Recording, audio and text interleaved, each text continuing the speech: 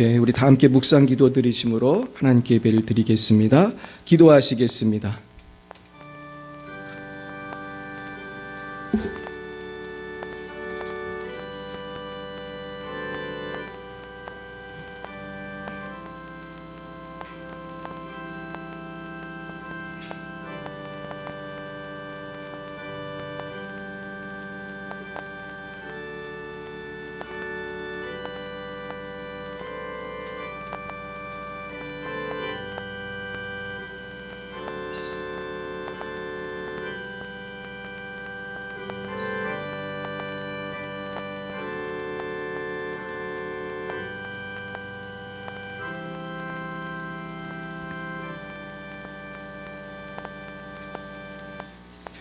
내 자식을 징계하라. 그리하면 그가 너를 평안하게 하겠고 또 내 마음에 기쁨을 주리라.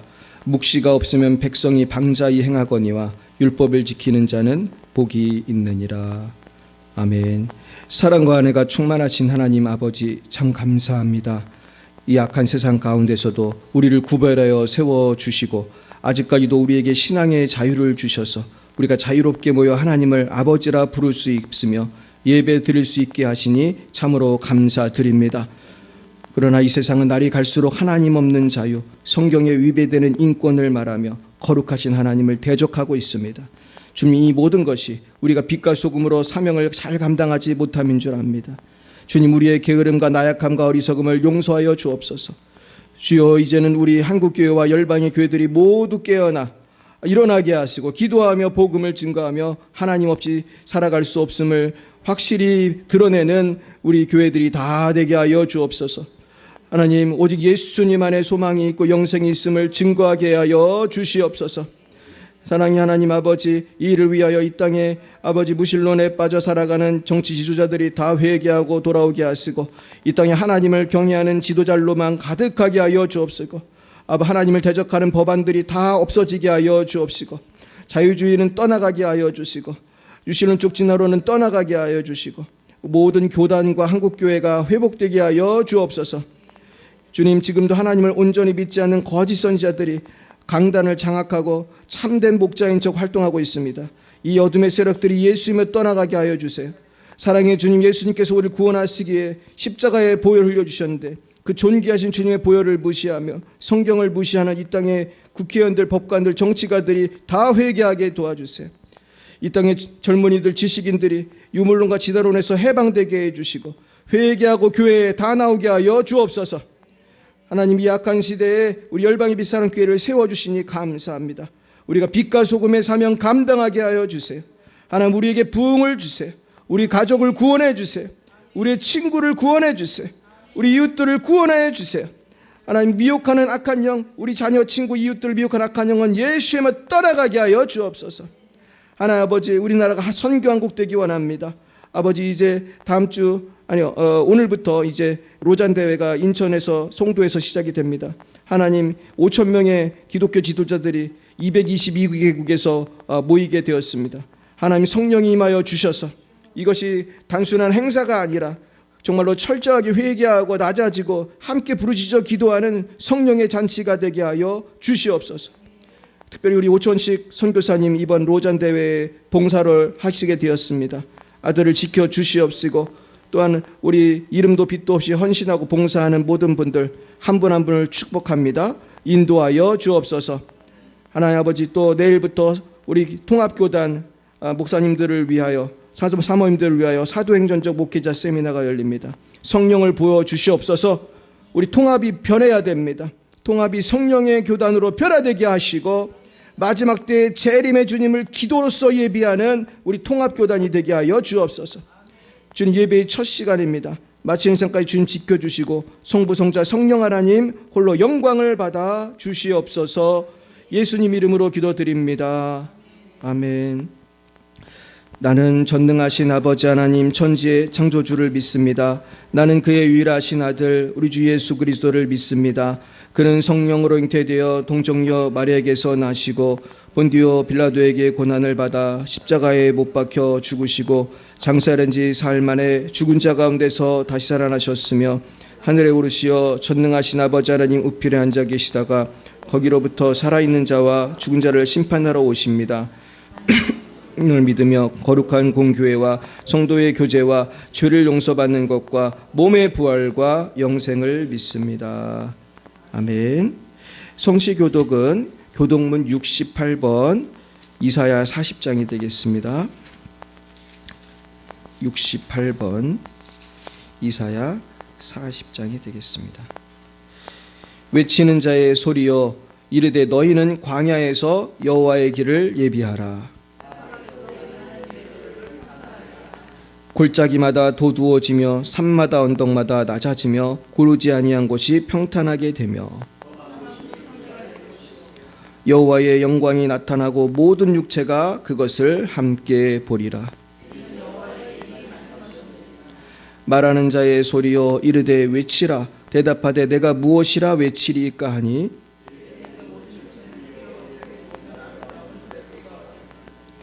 풀은 마르고 꽃이 시들면 여호와의 기운이 그 위에 불미라. 이 백성은 실로 불이로다. 진시드나 우리 하나님의 말씀은 영원히 서리라 하라. 아멘. 찬송가 270장으로 하나님께 영광 올려드리겠습니다. 270장입니다.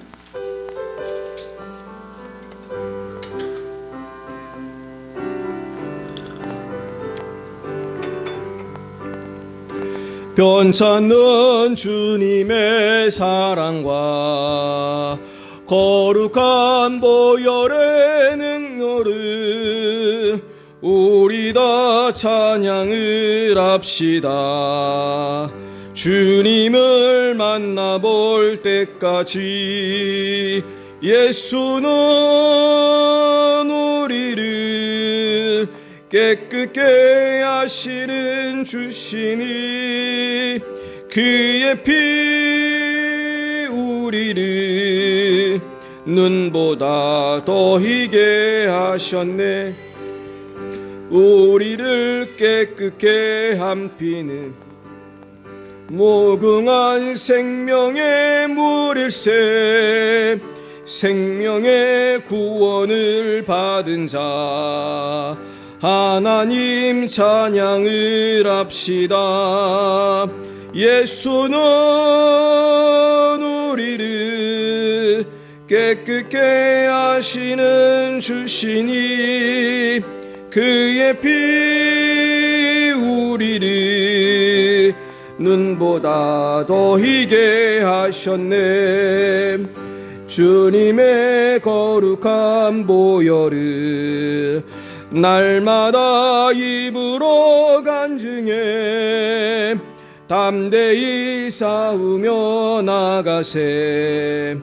천국에 들어갈 때까지 예수는 우리를 깨끗게 하시는 주시니 그의 피 우리를 눈보다 더 희게 하셨네. 십자가 단단히 붙잡고 날마다 이기며 나가세. 머리에 면류관 쓰고서 주 앞에 찬양할 때까지 예수는 우리를 깨끗게 하시는 주시니 그의 피 우리를. 우리 4절 한 번 더 하겠습니다. 십자가 단단히 붙잡고 십자가 단단히 붙잡고 날마다 이기며 나가세. 머리에 면류관 쓰고서 주 앞에 찬양할 때까지 예수는 우리를 깨끗게 하시는 조시니 그의 피 우리를 눈보다 더 희게 하셨네. 이 시간 예배를 위하여 이미화 권사님 기도 인도해 주시겠습니다. 다 같이 기도드리시겠습니다. 우리의 모든 걸 아시는 아버지, 이 시간에 예배드리게 하시니 감사드립니다. 아버지께서 하루하루 살아가게 하심을 알면서도 아버지의 뜻이 아닌 나의 뜻대로 살아갈 때 많음을 고백합니다. 다 용서하여 주시옵소서. 마음으로 미워하고 눈으로 지은 모든 죄를 이 시간 용서하여 주시옵소서. 선교사님들을 위해 기도드립니다. 러시아의 장순영, 김정희, 장아림 선교사님, 레바논의 송주영, 박정임 선교사님, 말라위의 오천식, 박경은 선교사님을 지켜주시고 함께 하시고 날마다 주님 말씀 전하실 때 큰 은혜가 임하고 하나님의 뜻이 나타나게 하시옵소서. 이 시간 말씀을 전하실 곽찬희 목사님을 세워주셨사오니 하나님이 귀히 있으시고 주의 뜻을 이루며 성도들을 돌보는 귀한 목사님 되게 하시고 보필하시는 사모님도 함께 하셔서 힘든 사역 잘 감당하게 하시옵소서. 날마다 기도하기는 열방의 빛 사랑교회가 주님을 닮아가며 뜻을 구하며 하나님께 귀히 쓰시는 교회가 되게 하시옵소서. 부흥하게 하시옵소서. 우리가 공원에서 찬양 전도할 때 듣는 분들이 마음을 열고 하나님을 예수님 믿게 하시옵소서. 이 시대에 필요한 교회가 되게 하시고 주님 영광 나타나게 하시옵소서. 가정마다 복음이 전해지게 하시고 세상에 없어질 것을 욕심내지 말고 저 천국만 바라보게 하시옵소서. 이 모든 말씀 예수님의 이름으로 기도드립니다. 아멘.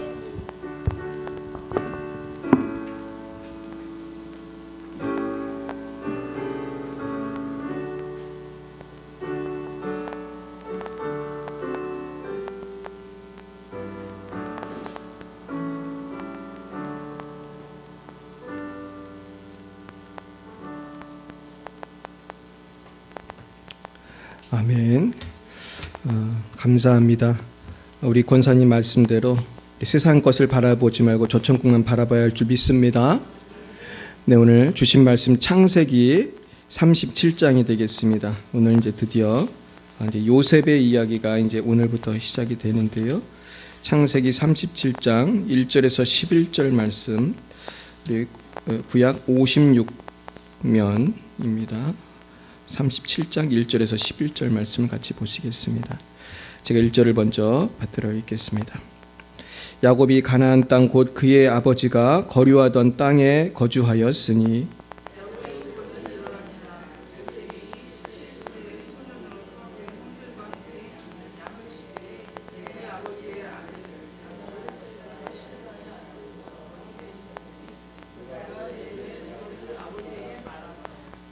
이 요셉은 노년에 얻은 아들이므로 이스라엘이 여러 아들들보다 그를 더 사랑하므로 그를 위하여 채색 옷을 지었더니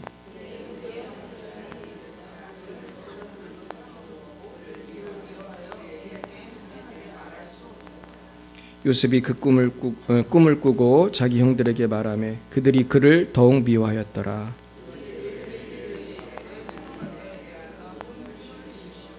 우리가 밭에서 곡식단을 묶더니 내 단은 일어서고 당신들의 단은 내 단을 둘러서서 절하더이다.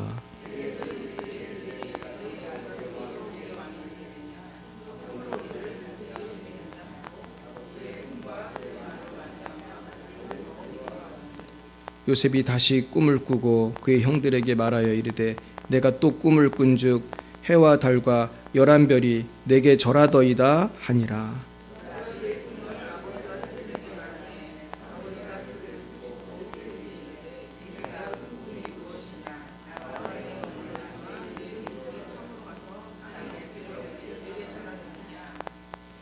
같이요. 그의 형들은 시기하되 그의 아버지는 그 말을 간직해 두었더라.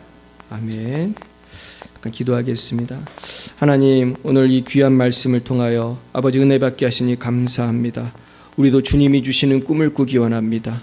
세상의 헛된 꿈은 다 십자가 앞에 묻게 하시고 아버지 저 천국을 향하여 주님 주신 꿈과 비전으로 승리하는 우리 모두가 되게 하여 주옵소서.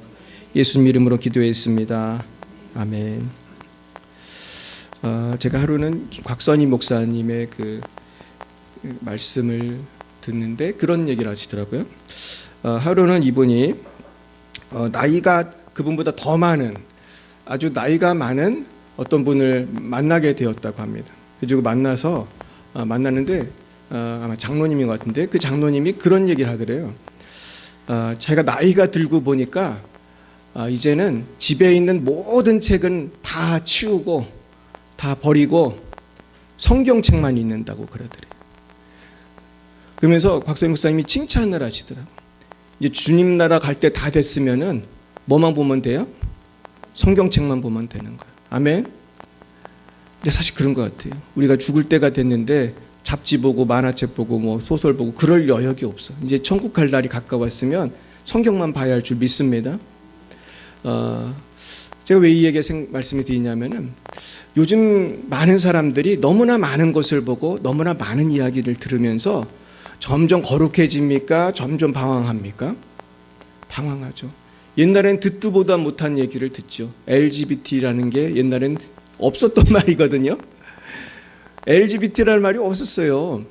불과 얼마 전만 해도 동성애는 그냥 정신병으로 규정이 되었고 동성애자는 정신병으로 치유했고, 근데 이제는 이게 확 바뀌어가지고 이제는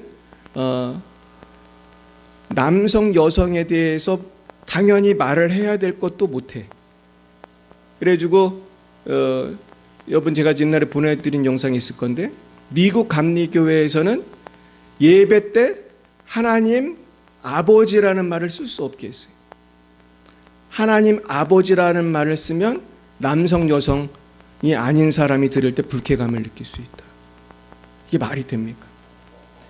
차별금지법이 통과되면 이런 일이 생겨요. 우리가 주기도문도 못해. 하늘에 계신 아버지라고 해야 되잖아요. 이게 참, 근데 결국 왜 이런 일이 생기는가? 꿈과 비전을 잘못 받은 거예요. 하나님이 주시는 꿈과 비전을 받아야 되는데 너무나 쓸데없는 얘기, 마귀의 소리가 충만한 거예요. 쉽게 말해서 알곡만 자라야 되는데 마귀가 뭘 뿌렸어요? 쭉정이 가라지를 쫙 뿌렸어. 그리고 저도 옛날에 보리배기에 제가 군대에 있을 때 간 적이 있는데 보리만 자라야 되는데 뭐 밀만 자라야 되는데 제가 가보니까요, 쭉정이랑 보리랑 어떻게 틀린지 아세요? 잘 모르시죠? 안 배본 분들 잘 모를 텐데 똑같이 생겼어요. 그래가지고 제가 그걸 잘 모르니까 대충 그냥 하는 거야. 그냥 쭉정이 같으니까 뽑고 그러다 혼났어요. 근데 내가 아무리 봐도 모르겠어. 뭐가 쭉정인지 뭐가 보리인지. 그냥 시키는 대로 그냥 하긴 하는데 뭐가 뭔지 모르겠어. 근데 지금 이 시대가 꼭 그렇단 말이에요. 쭉정이가 뭔지 보리가 뭔지, 뭐가 진리인지 뭐가 비진리인지 헷갈려요. 근데 문제는 목사님들도 헷갈려. 목사님들도 헷갈려. 정말 안타깝습니다. 그러니 성도님들은 안 헷갈릴 수가 있어. 목사님들도 헷갈리는데. 헷갈리면은 뭘 봐야 돼요? 성경을 봐야 돼. 성경을 어디부터 어디까지 믿으면 된다고 그랬어요? 네. 출애굽기부터 믿으면 돼요? 창세기부터 믿어야 돼. 어디까지? 요한계시록까지. 근데 많은 사람들이 일단 창세기 뛰어넘어. 출애굽기부터 성경이라고 생각을 해. 그리고 요한계시록은 읽어도 뭔 소리인지 모르겠으니까 아예 보지도 잘 않고. 그러니 다 기다렸다는 듯이 신천지가 와서 꼬셔가는 거예요. 신천지가. 아무것도 모르니까. 그래서 오늘 이 꿈과 비전에 대한 말씀을 오늘 좀 드리려고 하는데, 우리가 바른 꿈과 비전을 우리가 갖고 사는 것이 사실은 너무너무 중요해요. 그래서 어떤 사람이, 제가 그런 얘기를 들었어요. 그 서바이벌 하는 그 프로에서 이분 특수부대 나오는 분, 그 영국 사람, 그 유명한 분이 있어요. 근데 이분이 길을 찾는 법을 가르쳐 주더라고요. 여러분, 숲속에서 길을 잃어버리면 어떻게 하면 되는지 아세요? 지도도 없어. 나침반도 없어. 근데 지금 내가 저 어디를 가야 돼. 그러면 어떻게 해야 되는지 아세요? 일단은 높은 데를 올라가 가지고 지형을 탐사한 다음에 갈 방향을 정하래요. 방향 정하는데 너무 정글이고 그러면 길이 없잖아요. 그럼 어떻게 하면 되느냐? 저 멀리 있는 어떤 한 지점을 선택하라는 거예요. 그게 어떤 산이면 산, 아니면 나무면 나무, 눈에 딱 띄는 거 저 멀리 있는 산을 딱 정한 다음에 계속해서 거기를 향해서 가야 된다는 거예요. 안 그러면은 길을 어떻게 해요? 길을 잃어버려. 길을 찾을 수가 없어. 뭐 나침반도 없고. 그러니까 우리는 무슨 산을 향해 나가야 되죠? 우리는 시온산을 향하여 저천국을 향하여 나아가시기 바랍니다. 그래서 이 비전이 우리가 살 길이에요. 근데 이제 오늘은 이 비전을 향해 나아갔던 요셉의 이야기가 시작이 되는데, 요셉의 얘기가 자그만치 37장, 창세기 37장에서 언제까지 나오는지 아세요? 창세기 끝까지 나와요. 창세기 50장까지. 그래서 50장에서 이제 요셉이 죽어요. 그리고 요셉이 죽는데 그때까지 다 요셉 얘기예요. 요셉이 얼마나 중요해요. 요셉은 예수님의 예표라고 그래요. 그래서 요셉의 이야기는 읽어보면 다 예수님 얘기랑 되게 비슷해. 요셉이 읽은 입었던 채색 옷이 있어요. 채색 옷. 근데 이 채색 옷은 그 주석을 보니까 통으로 짠 옷이라는 그런 게 볼 수도 있대요. 통으로 짠 소매 있는 옷. 근데 이 통으로 짠 옷을 누가 입었었는지 아세요? 예수님이 입었었잖아요. 근데 그 옷을 벗겨가지고 제비 뽑아가지고 이제 가져가고 막 그랬잖아요. 근데 이 요셉의 옷도 나중에 뺏기게 되죠. 자, 그러면서 요셉은 처음부터 이 꿈에 대해서 보여주고 자꾸 꿈을 꿨다 오늘 그럽니다. 자, 그런데 이 꿈이 우리의 삶에 굉장히 중요한 것입니다. 결국 꿈을 꾸는 삶, 하나님이 주신 꿈을 꾸는 삶이 승리하는 삶인 줄로 믿습니다. 먼저 우리 1절, 2절을 한번 읽어보겠습니다. 야곱이 가나안 땅 곧 그의 아버지가 거류하던 땅에 거주하였으니 야곱의 족보는 이러하니라. 요셉이 17세의 소년으로서 그의 형들과 함께 양을 칠 때에 그의 아버지의 아내들 비라와 실바의 아들들과 더불어 함께 있었더니 그가 그들의 잘못을 아버지께 말하더라. 근데 17세 때, 요셉의 17세 때라고 이야기가 시작이 됩니다. 그 다음에 3절, 4절, 요셉은 노년에 얻은 아들이므로 이스라엘이 여러 아들들보다 그를 더 사랑하므로 그를 위해 채색 옷을 지었더니 그의 형들이 아버지가 형들보다 그를 더 사랑함을 보고 그를 미워하여 그에게 편안하게 말할 수 없었더라. 네, 여기서 보면은 요셉의 특징이 나와요. 먼저 요셉의 특징이 2절에 나오는데, 요셉이 뭘 했습니까? 형들하고 있는데 양을 치는데 형들이 잘못한 것을 누구한테 말했죠? 아버지한테 말했어요. 네, 이렇게 고자질을 하면 미움을 받아요? 사랑을 받아요? 미움을 받아요. 그러니까 요셉은 처음부터 미움을 받는 일을 많이 했어요. 근데 사실은 요셉이 잘못한 거예요? 형이 잘못한 거예요? 형이 잘못한 거지. 지금 이 시대에도 여러분, 우리가 예수 안 믿으면 지옥 간다고 하면 사랑을 받아요? 미움을 받아요? 미움을 많이 받죠. 예수 안 믿으면 지옥 간다고 그러고 당신 죄인이라고 그러면은 우리가 미움을 받아요. 근데 해야 돼, 안 해야 돼? 해야 돼요. 그러니까 이 요셉의 삶에서 중요한 거는 요셉은 굉장히 정직한 사람이었고 그로 인해서 고난을 많이 받았어요. 그러니까 되게 순진한 아이죠. 순진한 아이. 아버지한테 형들이 잘못한 걸 이렇게 얘기를 했어요. 그리고 반대로 형들은 굉장히 삐따닥한 거예요. 형들은. 아버지 몰래 무슨 짓을 했는지 알지 못하지만 형들이 뭔가 나쁜 짓을 한 것입니다. 그리고 근데 요셉은 또한 사랑을 받았어요. 근데 특별히 왜 사랑을 받냐 하면은 노년에 얻은 막내 아들이기 때문에. 그래가지고 너무 이뻐가지고 채색 옷을 지어 입혔습니다. 제일 예쁜 옷을 입혔어요. 근데 이 채색 옷은 제가 찾아보니까 이게 너무 옷이 발까지 내려오는 긴 옷이라 일하기에는 적합하지 않다. 그러니까 일하는 옷이에요? 그냥 예쁜 옷이에요? 예쁜 옷. 이 꽃가옷을 막내한테 입혀줬어. 그러니까 형들은 마음이 어땠어요? 더 좋지 않고 미워했어요. 근데 사실 요셉을 야곱이 사랑한 특별한 이유가 있죠. 우린 다 알고 있어요. 그 엄마가 누구기 때문에? 제일 사랑했던 라헬의 아들이잖아요. 라헬은 애를 몇 명 낳았어요? 이 당시에? 요셉밖에 안 낳았어요. 그리고 베냐민은 낳다 죽었으니까 나중에. 그러니까 얼마나 이뻐. 자기가 제일 사랑하는 진짜 부인이라고 생각하는 사람은 사실 라헬이고, 레아는 사실 할 수 없이 결혼한 거고, 나중에 그 실바나 뭐 그런 사람들은 아예 거의 이제 부인이라고 생각도 잘 안 했을 텐데, 그러니까 얼마나 그 요셉이 미움을 받았겠습니까? 그래서 제가 여기서 배운 것은 이렇게 형들하고 요셉이 사이가 안 좋은 이유는 엄마들끼리도 사이가 좋았겠어요? 안 좋았겠어요? 안 좋았겠어요? 그러니까 여러분, 우리는 부인은 한 명만 둬야 됩니다. 할렐루야. 우리가 부인이 한 명 있는 게 굉장히 축복인 거예요. 그러니까 우리가 하나님이 남자와 여자가 한 명이 만나서 결혼하기를 원하시고 그렇게 처음부터 시작을 한 건데 인간들이 사실은 욕심을 내면서 부인을 많이 두고 그런 거예요. 그러니까 사실은 우리는 하나님이 허락한 그 부부 관계를 잘 지키는 것이 행복의 근원인 것이죠. 근데 많은 사람들이 돈이 많이 생기면 부인만 바라봐요, 딴 데 바라봐요. 어떻게 잘 아시죠? 딴 데 바라보는 사람이 너무 많거든, 사실은. 돈이 너무 많은 사람들 중에 부인만 바라보는 사람을 참으로 찾기가 어려워요. 그러니까 이게 우리가 하나님하고 하나님 뜻대로 사는 것이 행복의 비결인 줄 믿습니다. 그래도 요즘에 뭐가 문제냐면은 이혼을 많이 하니까 자꾸 모르던 형제들이 생기는 거죠. 이혼하고 재혼하고 하니까 자꾸 모르던 형제 자매들이 막 생기는 거예요. 이러면서 또 많은 문제가 또 생겨요. 그래서 일부 다처 시대는 아니지만 지금도 이런 어려움이 많이 있는 것입니다. 그래서 갈등이 생기게 되는 거예요. 자, 그러면서 이 갈등 상황 속에서 우리는 천국을 향해서 이제 나아가야 할 것입니다.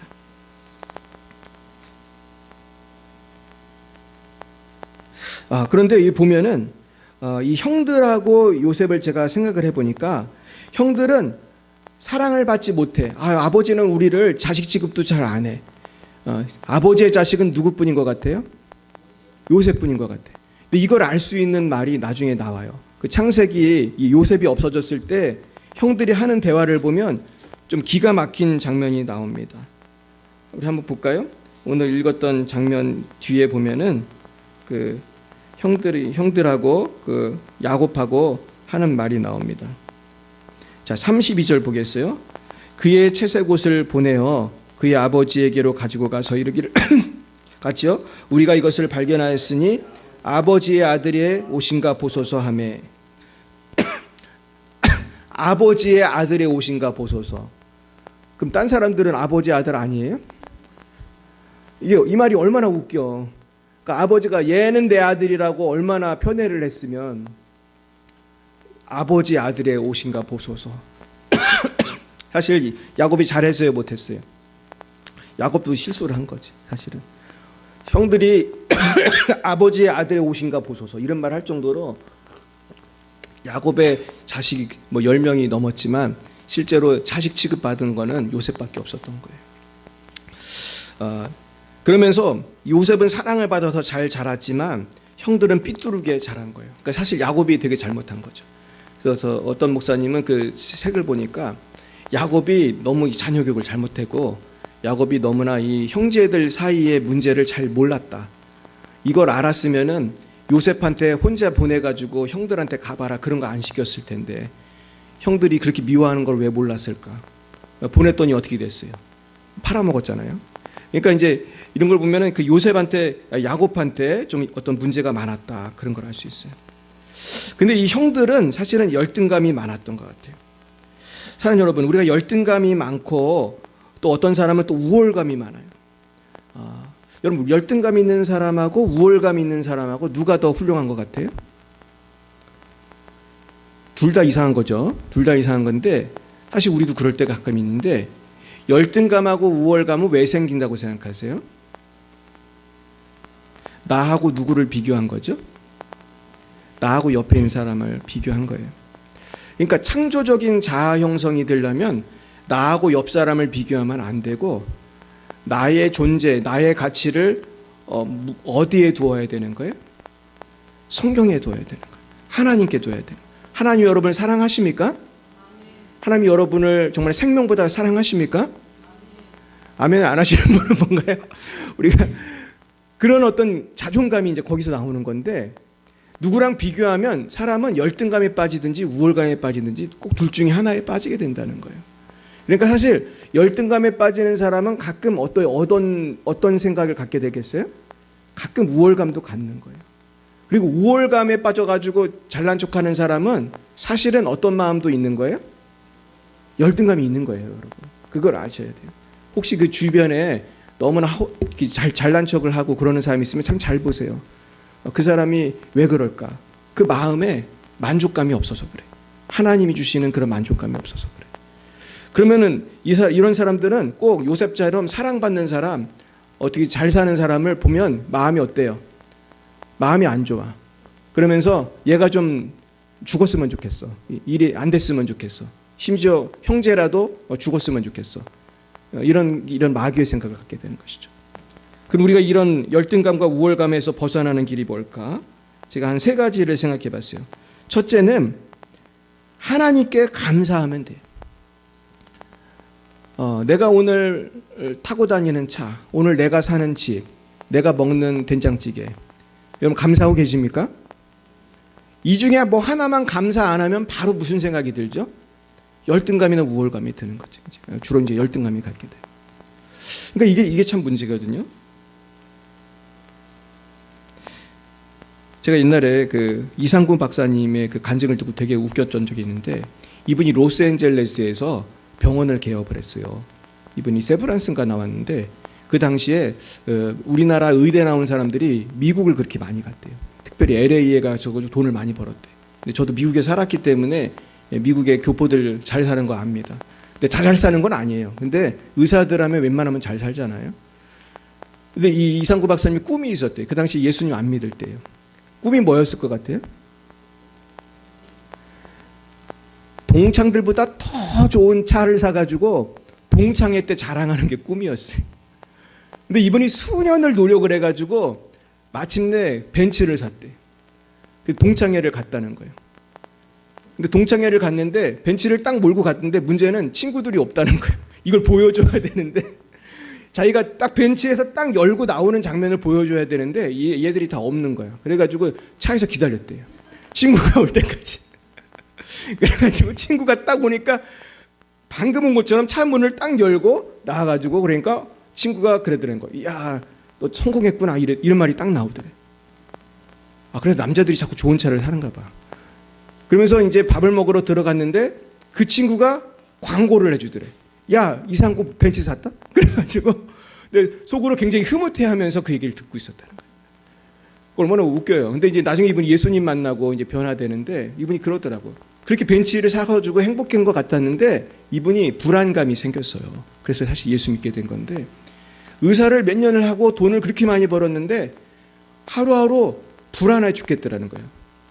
여러분 그런 사람들이 있을까요? 없을까요? 많이 있어요. 돈도 되게 많고 지금 벤츠도 있잖아요. 사고 싶었던 꿈을 이뤘잖아요. 세브란스 동창들한테 벤츠도 보여줬고. 근데 어느 날부터 너무너무 불안한 거야. 내가 무슨 병에 걸려서 죽을 것 같고 이상한 불안감이 엄습해오는데 밥맛도 없고 살도 빠지고 자꾸 죽어가는 거예요. 왜 그렇게 죽어가다가 누굴 만났어요? 예수님 만난 거예요. 근데 그 예수님 만난 것도 되게 재미있어요. 이분을 전도하러 온 어떤 목사님이 성경을 줬는데 그냥 처박아 놨다는 거예요. 근데 너무 불안하니까 뭘 봤을까요? 성경을 본 거예요. 그러면서 이분이 이제 변화되고 뭐 그런 얘기를 나중에 하더라고요. 그러니까 결국은 우리가 감사할 때 자유함이 있을 줄 믿습니다. 두 번째는 내 눈에 들보를 먼저 빼야 돼요. 그래야 열등감, 우월감에서 벗어나. 아, 저놈은 왜 저렇게 행동하지? 우리가 그런 마음. 쟤는 왜 저럴까? 근데 사실은 따지고 보면 누가 더 문제가 많아요? 내가 더 문제가 많은 거예요. 저도 그런 실수를 할 때가 많아요. 결국 우리가 나만 변화되면 행복할 줄 믿습니다. 남은 뭐 언제 변화될지 모르지만 일단 내가 회개하고 변화되고 기도하는 사람이 되고 그분을 위해 기도해 줄 때 변화가 돼요. 저도 며칠 전에 우리 동창들하고 카톡을 하는데 너무나 제가 자존심 상한 일이 있었어요. 제가 자세히 말할 수는 없는데 내 친구 중에 서울대 나온 애가 있어. 제 친구 서울대 나온 애들이 많은데 그 미국 유학 가면요 소위 스카이 나온 목사들이 많습니다. 거짓 뭐 그냥 발에 채이는 게 스카이야. 근데 얘들이래. 이 목사님들이 다 공통점이 있어. 똑똑할 것 같아, 안 똑똑할 것 같아. 굉장히 똑똑해요. 굉장히 똑똑하고 얘기를 해보면은 아주 유식해. 근데 이제 그 중에서도 특히 서울대 나온 애들이 유식한 애들이 많아. 근데 이들의 단점이 뭐가 있는지 아세요? 단점이 있어. 어떻게 알았어요? 굉장히 자부심이 막 차고 넘쳐. 자부심이 차고 넘쳐서 누구 말을 잘 듣겠어요? 절대로 안 듣겠어요. 잘 안 들어. 그래서 제가 성령 사역을 하잖아요. 성령 사역. 그래서 내 성령 사역하는 거 그 안내하는 영상을 보여줬더니 얘가 나를 이렇게 약간 조롱을 하는 그런 걸 했어. 내가 원래 자존심이 센데 얼마나 열이 받았겠어요. 그래서 내가 이 녀석한테 전화를 할까 말까 하다가 기도하고 안 했어 아직까지. 근데 제가 너무나 안타까운 거예요. 아니 적어도 목사쯤 됐으면 성령 사역을 이해를 하고 열심히 기도해야 돼요? 열심히 안 해도 돼요? 열심히 기도해야지. 적어도 목사쯤 됐으면. 근데 제가 사실 그걸 이해를 하거든요. 그 친구가 왜 그렇게 말하는지 이해가 가거든요. 제가 이제 조직신학을 가르치다 보니까 왜 그 친구가 그러는지 알았어요. 왜 그렇게 된 거냐면요. 우리나라의 특히 보수적인 교단에서는 주로 성령론을 가르치는 유명한 학자가 있어요. 우리 얘기만 하면 다 아는데 벌코프나 바빙크 이런 사람들이 지금 보수적인 교단에서 조직신학 개론 교과서를 주로 이분들 걸 써요. 근데 제가 그거를 공부를 해봤거든요. 또 찾아보고 그랬는데 이분들이 참 훌륭한 학자들인데 이분들이 성령에 대해서 인정을 잘 안 해요. 이분들은 뭘 주장하냐? 사도행전 때 있었던 기적들은 이제 끝났다. 세상에 그 책을 읽고 내가 기겁을 했다니까. 지금도 방언이 있는 줄 믿습니까? 방언이 있죠. 지금도 기도하면 병이 낫나요? 아니 근데 그걸 안 믿는 거야 이 학자들이. 그러니까 그 조직신학 교과서에 그렇게 써놓은 거야 이 사람들이. 이제는 그런 일이 없다 뭐 이런 식으로. 그건 사도시대 때만 있던 거다 이렇게 주장을 했어. 근데 이거를 믿는 사람들이 많아요. 근데 제가 이제 최근에 책을 하나 사서 또 연구를 하고 있어요. 이게 역사적으로 어떻게 된 건가. 이유가 있을 거예요. 근데 그건 분명히 마귀의 짓이라고 저는 생각을 하는데 제가 그건 더 공부해서 말씀을 드릴게요. 그러니까 이제 내 서울대 나온 친구가 내 성령 사역하는 거를 우습게 여기는 거예요. 그러면서 비웃는 거예요. 너 혼자나 잘해봐라 뭐 이런 식으로 이렇게 이모티콘을 어떻게 그런 걸 구했는지 너 혼자나 잘해보라고 이렇게 올렸더라고. 그래서 내가 이놈을 어떻게 해야 되나 막 그러고 있었는데 사실 불쌍하다고 생각해요. 이분이 나를 무시할 수는 있어. 근데 문제는 이분도 어느 교회의 목사일까요? 목사지. 이 사람이 하는 교회가 있는데.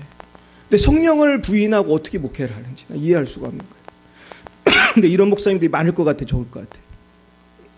굉장히 많아요. 제가 지금 말씀드린 그런 바비크나 그 벌코프 교과서를 배우고 신학교 나오고 목사 된 사람이 엄청 많습니다. 제 친구 목사님은 성령 사역하다가 쫓겨났어. 출교. 그래서 아예 교회에서 쫓겨났어요. 교단에서. 그래서 다른 교단으로 갔어. 근데 내가 볼 때 이건 다 마귀의 역사예요. 하나님은 지금 살아 계십니다. 그래서 결국 우리가 해야 될 거는 뭐냐? 아무리 사람들이 곁길로 가더라도 우린 그들을 사랑해야 돼. 용서해야 돼. 성령 사역을 이해 못해도 어떻게 해야 돼? 사랑해야 돼. 내 자신을 내가 다 돌이켜봤어요. 내가 그 서울대 나온 친구를 내가 미워하면 안 되는데 이 친구가 몰라서 그런 건데. 근데 예수님은 그런 걸 참 잘하셨더라고요. 예수님은 십자가에서도 그래서 뭐라고 하셨어요?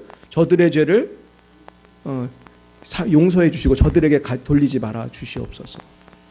근데 우리는 사실 그런 게 잘 안 되죠. 우리가 먼저 회개해야 할 줄 믿습니다.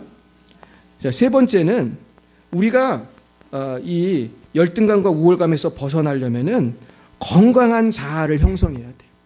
여러분 건강한 자아는 어떻게 형성이 되죠? 주님을 만나면 돼요. 주님을. 이게 굉장히 중요한 거예요. 바꾸어 말하면 주님과의 교제가 약해지면 자꾸 옛날 생각이 자꾸 나는 거예요. 여러분 오늘도 기도하셨습니까? 오늘 집을 나서기 전 기도했나요? 오늘 집을 나서기 전 성경 봤나요? 우리 옆에 분에게 물어보겠습니다. 오늘 성경 읽으셨습니까? 성경을 읽으시기 바랍니다.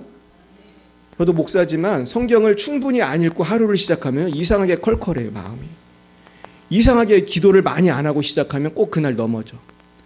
그래서 여러분 건강한 자아라는 거는 하늘에서 뚝 떨어지는 거예요? 말씀 속에 있는 거예요? 말씀 속에 있는 거예요. 안 그러면은 우리가 상처받는 거예요. 결국 우리가 영적인 영양소가 충분해져야 될 줄로 믿습니다. 자, 5절 6절 읽어보겠습니다. 요셉이 꿈을 꾸고 자기 형들에게 말하매 그들이 그를 더욱 미워하였더라. 요셉이 그들에게 이르되 청하건대 내가 꿈을 들으시오. 자, 꿈을 꿨더니 더 미워했어요. 그러니까 근데 요셉은 굴하지 않고 자꾸 꿈 얘기를 해요. 요셉이 참 순진한 친구죠. 보통 욕 먹으면 안 할 텐데 눈치도 되게 없어. 요셉이 보면은 누가 이렇게 눈치가 없죠? 제가 이렇게 눈치가 없어요. 근데 저는 요셉처럼 성령 충만해야 되는데 눈치만 없는 것 같아요. 자, 7절부터 11절 보겠어요? 우리가 밭에서 곡식단을 묶더니 내 단은 일어서고 당신들의 단은 내 단을 둘러서서 절하더이다. 그의 형들이 그에게 이르되 네가 참으로 우리의 왕이 되겠느냐 참으로 우리를 다스리게 되겠느냐 하고 그의 꿈과 그의 말로 말미암아 그를 더욱 미워하더니 요셉이 다시 꿈을 꾸고 그의 형들에게 말하여 이르되 내가 또 꿈을 꾼즉 해와 달과 11별이 내게 절하더이다 하니라. 그가 그의 꿈을 그의 아버지와 형들에게 말하며 아버지가 그를 꾸짖고 그에게 이르되 내가 꾼 꿈이 무엇이냐 너와 내 어머니와 내 형들이 참으로 가서 땅에 엎드려 내게 절하겠느냐. 그의 형들은 시기하되 그의 아버지는 그 말을 간직해 두었더라. 앞으로 사실 다 생길 일에 대한 꿈이에요. 나중에 요셉이 총리가 됐을 때 이런 일이 일어났나요? 일어났죠. 근데 사실 이때 꿈을 꾼 요셉은 정작 본인도 이게 뭔 꿈, 무슨 뜻인지 알았을까요? 몰랐을 거예요. 그냥 순진하게 괜히 얘기하고 욕만 먹고. 여러분 사실 우리가 예수님을 지금 믿고 살지만 예수님 믿으면 어떤 복을 받을지 아세요? 모르세요? 사실 잘 모르죠. 근데 오히려 예수 믿으니까 어려움도 당하나요? 어려움 당할 때도 많이 있죠. 근데 우리는 사실은 나도 잘 모르지만 뭔가 꿈이 생긴 거예요. 저와 여러분의 꿈은 무슨 꿈입니까? 그 꿈은 사실은 이 성경에서 나온 꿈인데 하나님 날 사랑하고 하나님 뜻대로 살면 하나님이 인도하시는 꿈이 있고 우리가 그래서 주님을 위해서 하여튼 살면 하나님 책임져 주신다. 하나님 역사하신다. 우리는 사실은 모든 걸 다 알고 믿는 건 아니에요. 그러나 하나님을 온전히 신뢰하는 그런 트러스트, 신뢰관계가 생긴 거거든요. 그러니까 하나님을 믿는다는 뜻은 하나님을 단순히 안다는 뜻이에요. 그분께 나의 삶을 맡긴다는 뜻이에요. 맡긴다는 뜻이에요. 그러니까 배우자도 정말 신뢰할 수 있는 사람을 배우자로 얻는다는 거는 그 사람한테 내 인생을 어떨 수 있다는 거예요. 맡길 수 있다는 거예요. 내가 미애 씨한테 내 삶을 맡겨도 되겠다. 그래서 우리 김영식 쌤 결혼한 거 아니겠어요? 잘했어요, 못했어요? 잘했잖아요. 오늘 대답을 굉장히 잘하셔야 되는데 잘하신 거예요. 근데 이러면서 결혼을 하니까 얼마나 행복해. 한 번도 안 싸우셨대요. 제가 우리 박수 한번 하겠어요. 우리 대한민국에서 나는 한 번도 안 싸운 집을 한 번도 못 봤어요. 근데 얼마나 이게 기적이야 이게. 근데 무슨 얘기 하려고 그랬죠? 그랬는데 근데 그 꿈을 가지고 살아가는 게 내 능력이 있어요. 제가 여러분 보내드린 그 소년보 목사님 영상 보셨습니까?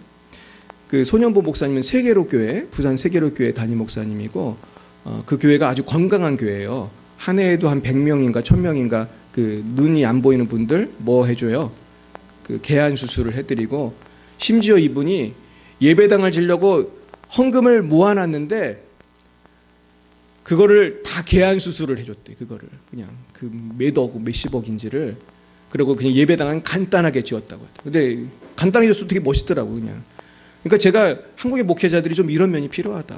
예배당 화려하게 해줘서 뭐 할 거야 그냥. 비만 피하고 바람만 안 들어오면 되지. 그렇게 간단하게 줬지만 되게 크게 줬어요. 5,500석. 얼마나 커.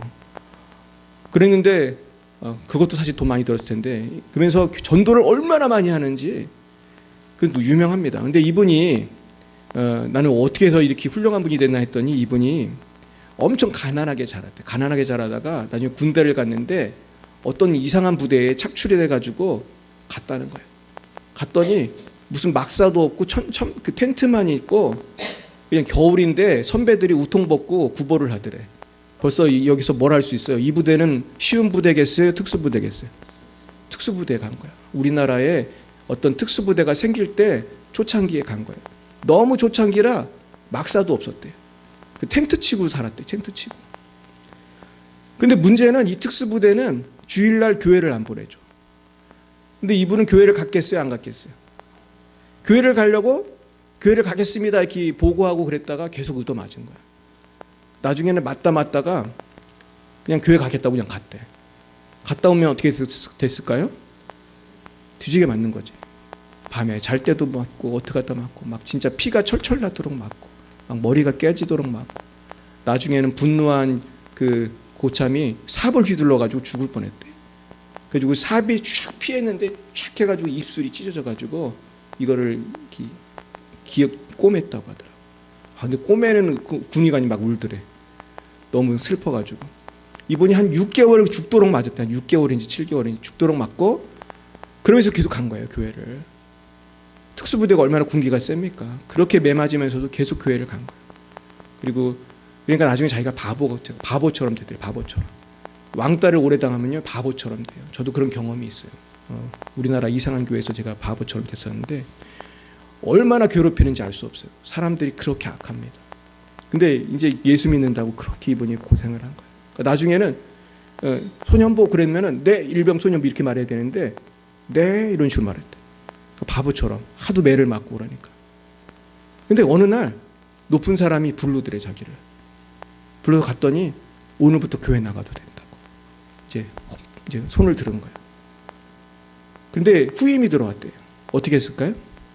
전도했지. 전도해가지고 데리고 또 교회를 나간 거예요. 그랬더니 야 너만 나가라고 했는데 왜 후임은 왜 데리고 가냐? 얘도 가야 됩니다. 이런 식으로 한 명, 두 명 데리고 나가가지고 나중에는 자기 소대원을 다 데리고 갔대 교회를. 그 목사님이 그리고 나중에는 그곳에서 인정을 받은 거예요. 군인들한테 그 몸이 약해가지고 이게 구보 못하는 친구 그 40kg 군장을 같이 맸다는 거예요. 그럼 80kg잖아. 내가 80kg가 안 되거든요. 근데 80kg를 메고 구보할 수 있어요, 없어요? 이건 거의 못하는 일이죠. 근데 기도했대 하나님한테. 하나님 내가 이거 승리하게 해주세요. 이제 80kg를 메고 구보를 하는데 막 사람들이 막 미치는 사람도 있고 실제로 너무 힘들어가지고 죽는 사람도 있대요. 근데 이분이 무사히 이걸 마치고 들어오는데 높은 사람들이 보고 제가 진짜 우리 특수부대의 표상이다. 그때부터 자기가 이제 올라가기 시작했다는 거예요. 근데 나중에 이제 소현보 목사님이 지금 이제 차별금지법하고 싸우고 계신데 좀 너무나 참 귀하다고 생각하는 게 이분이 사는데 부산이잖아요. 근데 부산인데 서울까지 와가지고 이번에도 추석에 여기저기 다니면서 큰 교회 목사님들 전화하고 막 카톡을 막 계속 보내고 막 메시지 보내고 그래가지고 나중에 손가락이 아플 때까지 막 메시지를 보냈대 자기. 그러면서 세력을 모아가지고 10월 27일에 200만 명을 모으자고.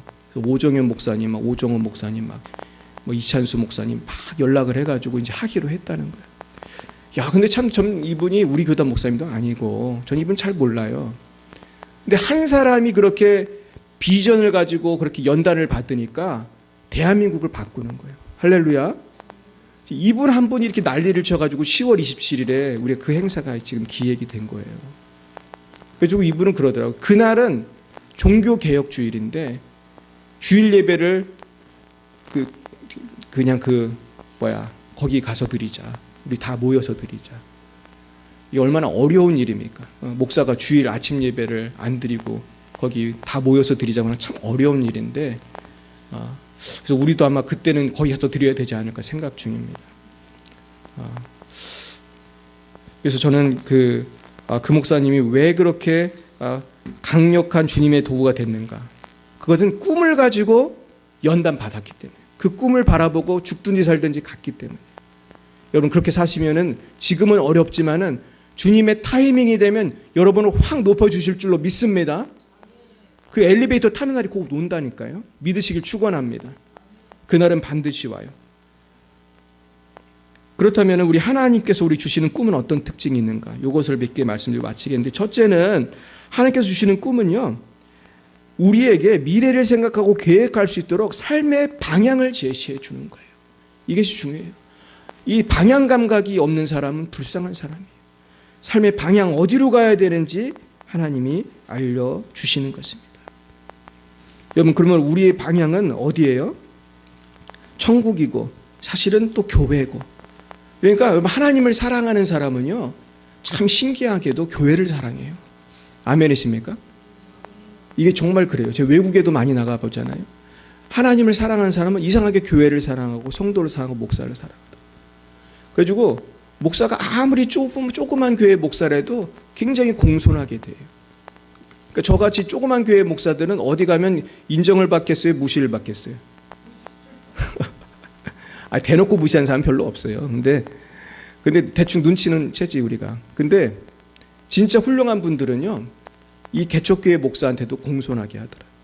제가 그걸 알았어요. 제가 개척교회 해보니까 알겠더라. 그리고 정말로 믿음이 좋은 사람이요. 제가 미국에 살아보니까 인종차별 할 것 같아, 안 할 것 같아? 안 해요. 백인이라도 인종차별 안 해요. 네, 그런 걸 알았어요. 그래서 방향이 천국인 사람은 삶이 바뀌는 거예요. 제가 오늘 한 분을 소개해드리고 싶은데, 이 어떤 집사님이 조그만 교회를 다녔는데 이 교회가 너무나 이 건물이 낙후돼 있어. 그래가지고 이거를 이제 새로 져야 되는데, 문제는 이 집사님은 돈은 없고 빚이 아주 많았어요. 빚이 이게 몇십 년 전 얘기인데 4억이 넘었대요, 당시에. 이분은 선장이고 횟집도 하고 그랬는데 고기를 잘 많이 못 잡았는지 빚이 4억이 넘었어. 그래서 이분이 뭐라고 기도를 했냐면은, 하나님, 제 빚을 갚아주시면은 어떻게 하겠다고 그랬을까요? 교회를 제가 짓겠습니다. 예배당을 새로 짓겠습니다. 이렇게 기도를 한 거예요. 그러니까 이분은 벌써 삶의 방향이 단순히 내가 잘 먹고 잘 사는 게 아니라 주님의 교회를 좀 새로 짓고 싶습니다. 이런 비전. 여러분도 이런 비전 받으시기 바랍니다. 교회가 중요하잖아요.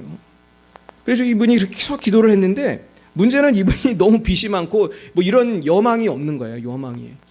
근데 거기다 더 문제가 생겼어. 더 문제는 뭐냐면, 이분이 선장이었는데 선원들한테, 그 당시가 몇십 년 전이니까 560만 원이면 큰 돈이거든요. 몇십 년 전에. 근데 이거를 선원들을 월급을 주려고 모아놨다는 거예요. 근데 이 월급을 그 부인이 너무 은혜를 세게 받아가지고 남편 몰래 헌금을 한 거야, 이거를. 더 어려운 교회에. 남편이 뒤집게 알고 이제 잡으러 다니는 거예요. 그래서 네가 미쳤냐 그러면서 이분이 그 교회 목사님한테 전화를 했대. 우리 부인이 나 몰래 헌금을 한 거 빨리 돌려달라고. 560만 원 돌려달라고 전화를 했더니 목사님이, 집사님 왜 그러시냐고. 한 번 헌금한 걸 어떻게 돌려주냐고. 안 돌려주더라는 거예요.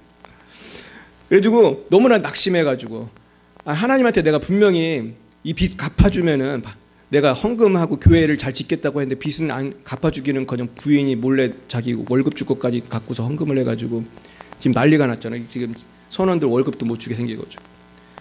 그랬는데 그런 다음에 한 달쯤 지났을 때가 2000년이네요. 2000년 12월 25일 새벽 6시 35분이에요. 35분까지 어떻게 기억을 하셨는지 모르겠는데, 2000년 12월 25일 6시 35분에 동생이 전화를 했다는 거예요. 그래서 전화를 두고 가보니까 그 정치망이라는 게 있어요. 어부들은 그 몇백 미터짜리 자기의 구역이 있는 거예요. 바다에. 거기에 그물을 쳐놓고 거기에 들어온 고기는 누구 거예요? 내 거죠. 그러니까 정치망이 한 개만 있겠어요? 동네 사람들 쫙 있겠어요? 쫙 있죠. 몇백 미터로 해서 바다를 나누는 거예요. 이 구역을 나눠가지고. 근데 놀라운 일이 벌어졌는데, 그 옆에 있는 정치망에는 그 방어가 한 마리도 안 들어갔는데 자기 집 정치망에만 자그마치 방어가 5,000마리가 들어왔대. 근데 이 5,000마리가 들어오려면은 방어들이 밤새도록 줄을 서서 들어와야 된다는 거예요. 서로 회의를 해가지고 한 마리씩 줄을 서야지 들어올 수 있는 엄청난 양인데, 이것들이 어떻게 된 일인지 옆에는 한 마리도 안 들어가고 이 집사님, 그 기도한 집사님한테만 들어왔다는 거예요. 그리고 원래는 겨울에는 방어가 안 잡히고 가을에 잡히는데 신기록이 300마리 정도였대요. 근데 5,000마리가 그것도 안 잡히는 겨울에 잡혔고, 옆에는 한 마리도 안 들어오고 자기 집 어장에만 5,000마리. 이거 누가 보낸 거예요? 하나님이 보낸 거예요. 더 놀라운 기적은 뭐냐 하면, 부인이 몰래 갔다가 헌금한 게 560만 원인데 방어를 팔았더니 얼마가 나왔냐? 5억 6천만 원이 나왔어. 헌금한 거에 몇 배? 10배가 아니죠. 제가 수학을 좀 못하는데 100배예요. 100배. 560만 원을 100배, 5억 6천만 원이 된 거예요. 빚을 갚았을까요? 갚았죠. 아까 4억 얼마 했으니까. 빚을 갚았어요. 이렇게 하나님의 관점으로 사는 사람은 기적이 생기는 것입니다. 지금 이분이 굉장히 축복을 받아가지고 이분 간증을 제가 들어봤더니, 지금 우리나라에서 제일 큰 이디야 커피숍 아세요? 1000평인가? 엄청나게 큰 이디야 커피숍을 이분이 운영하고 있대요. 요즘 아마 그 주차장이 1000평이라는 건지 뭐가 1000평인지 모르겠는데, 하여튼 제 기억에 하여튼 1000평이 넘어요.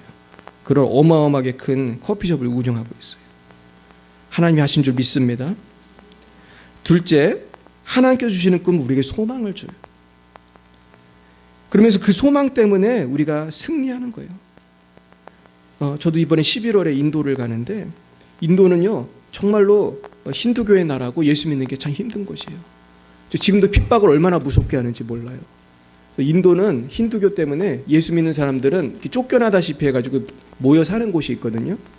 근데 모여 살면서 신앙생활 하는데 좀 가만히 예수 믿게만 냅뒀으면 좋겠는데 말이죠. 힌두교 사람들이 뭔가 피를 받으면 쫓아온다는 거예요. 한 명이 와요, 때려와요.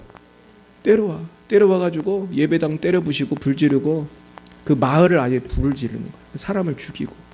근데 경찰들이 협조하겠어요, 안 하겠어요? 안 해요. 죽이게 내비두는 거예요. 그냥 구경하는 거예요. 이런 데가 인도예요. 여러분들도 기도를 많이 해주시기 바라요. 그래서 인도는 근데 제가 요새 뭘 느끼냐면 하나님 분명히 인도에 계획을 갖고 계시다. 인도가 작년인가 올해 세계 최대 인구국이 됐어요. 그러니까 14억인가 그래. 지금 15억인가. 얼마나 애를 많이 낳는지 인도가 중국을 추월했어요.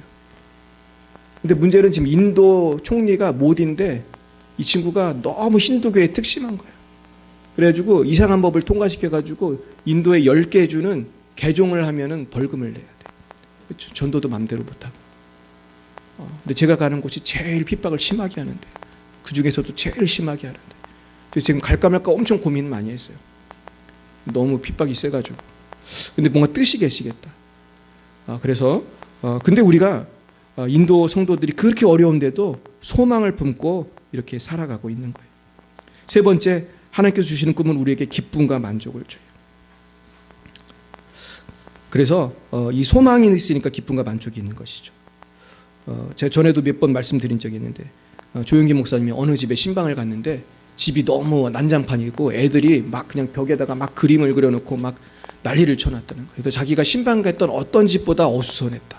그분이 그렇게 얘기를 하는데 근데 신기하게도 거기 애를 키우는 엄마가 너무나 기쁨이 충만하고 행복해 있더라는 거예요.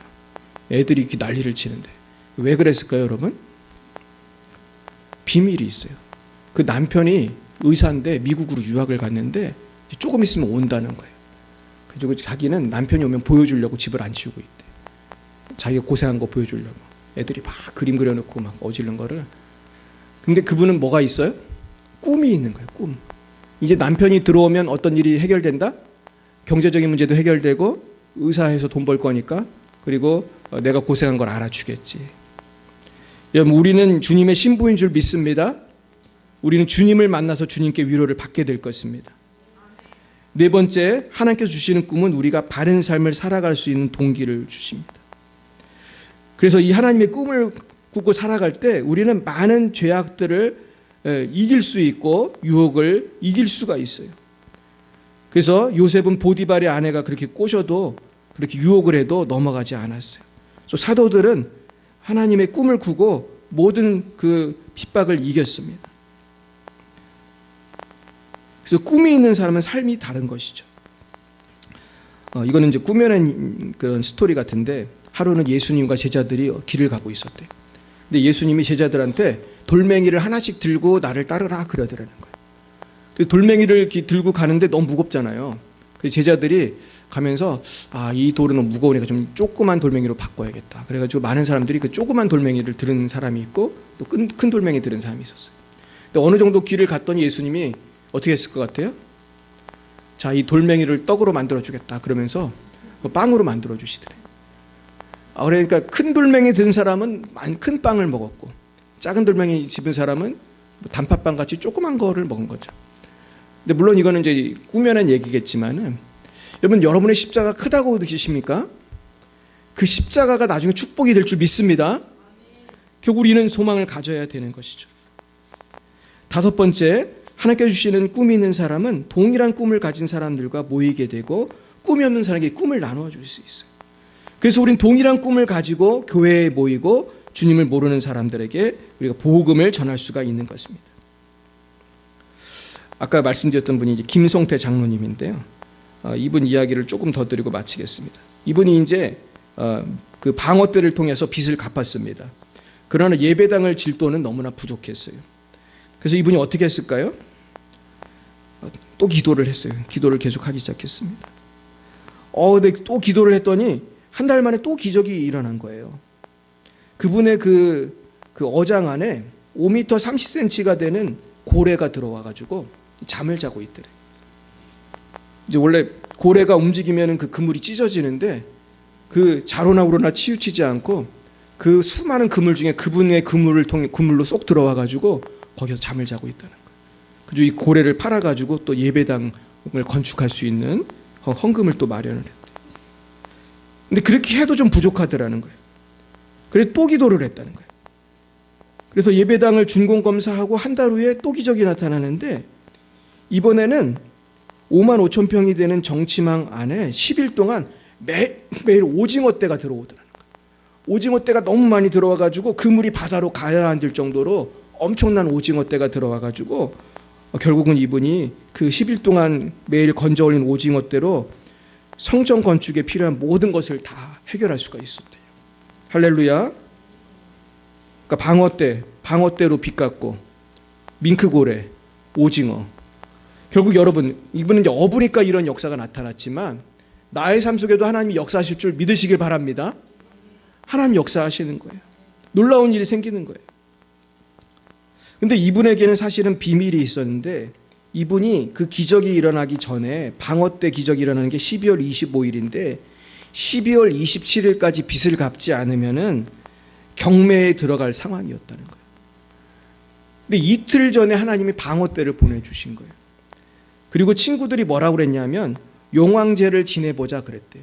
고기가 안 잡히는 거예요. 그러니까 용왕제를 지내보자. 그러니까 너는 크리스찬이니까 우리가 대신 용왕제 지내줄게 그랬대, 친구들이. 그랬더니 이분이 계속 거부했대. 나는 예수 믿는 사람이니까 그거 안 할 거다. 그리고 목사님 오시라고 해가지고 목사님한테 바다에 와가지고 안수하고 기도해달라고. 그래가지고 그 그물 쳐놓은 바다에 안수하고 기도를 했다는 거예요, 목사님이. 근데 그러고서 그 방어떼가 나타난 거예요. 여러분, 저하고 사모가 여러분에게 안수 기도를 하는 것을 믿으시기 축원해요. 하나님의 종이 안수하는 거는 종이 대단해서가 아니라 하나님이 역사하실 줄 믿습니다. 여러분, 우리의 기도는 하나도 땅에 떨어지지 않습니다. 우리가 믿음으로 큰 꿈을 꾸고 살아갈 때 기도할 때 기적은 일어날 것입니다. 날마다 성령 안에서 말씀 안에서 큰 꿈을 꾸고 그 꿈 안에서 화평을 누리시며 소망 가운데 인내하시고 기뻐하며 감사하며 승리하시기를 예수님의 이름으로 축원드립니다. 기도하겠습니다. 사랑과 은혜가 충만하신 하나님 아버지, 요셉은 하나님께서 주신 꿈이 있었지만 처음에는 그 꿈이 무엇을 의미하는지도 모르고 살았고 그 꿈으로 인해 미움을 받았습니다. 우리도 주님을 믿는다고 하면서 살아가지만은 사람들은 이해를 못하고 핍박을 할 때도 있습니다.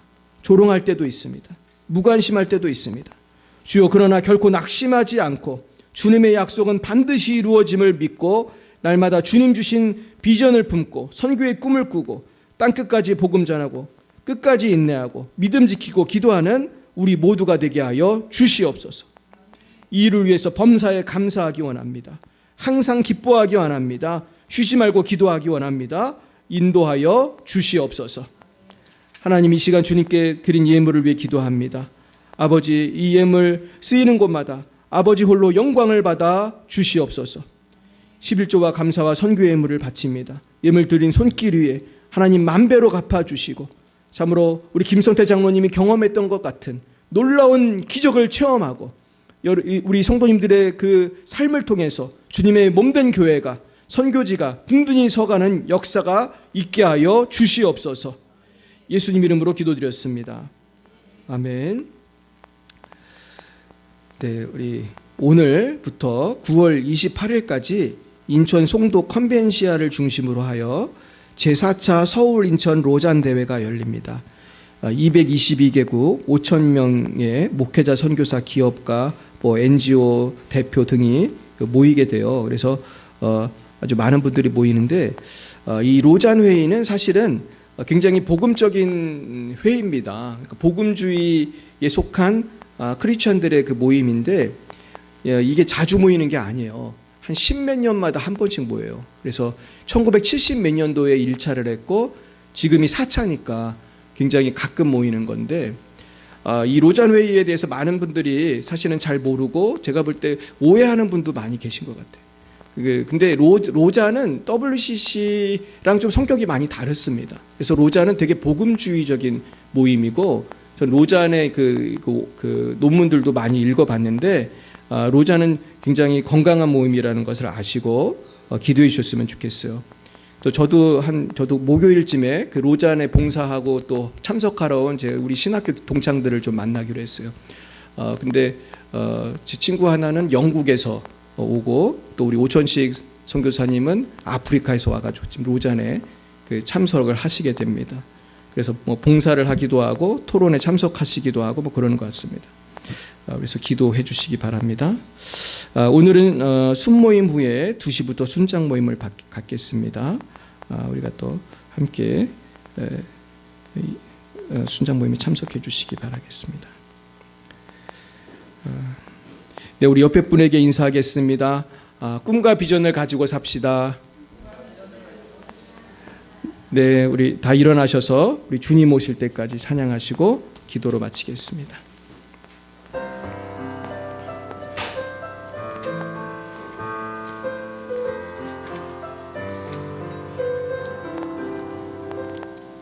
주님 다시 오실 때까지 나는 이 길을 가리라.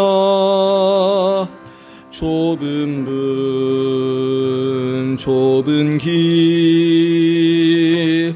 나의 십자가 지고 나의 가는 이 길 끝에서 나는 주님을 보리라. 영광의 내 주님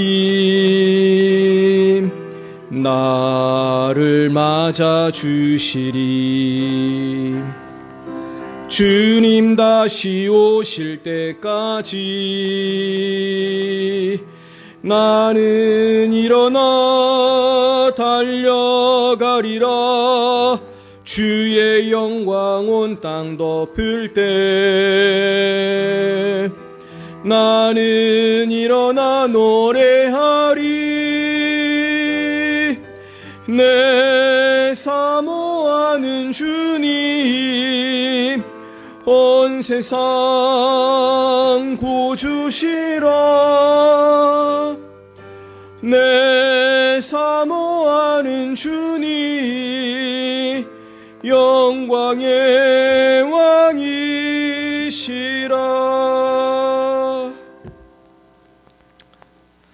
여호와는 내게 복을 주시고 너를 지키시기를 원하며, 여호와는 그의 얼굴을 내게 비추사 은혜 베푸시기를 원하며, 여호와는 그 얼굴을 내게로 향하여 드사 평강 주시기를 원하노라. 지금은 살아계신 주 예수 그리스도의 구속의 은혜와 하나님 아버지의 놀라우신 사랑하심과 성령의 교통하심이 날마다 하나님 안에서 꿈과 비전을 발견하고 믿음으로 달려가기로 다짐하는 사랑하는 제자녀들 머리 위에와 저들의 미래 위에, 열방비 사랑교회 위에 이제와 영원뭉토록 함께 하옵시기를 간절히 축원하옵나이다.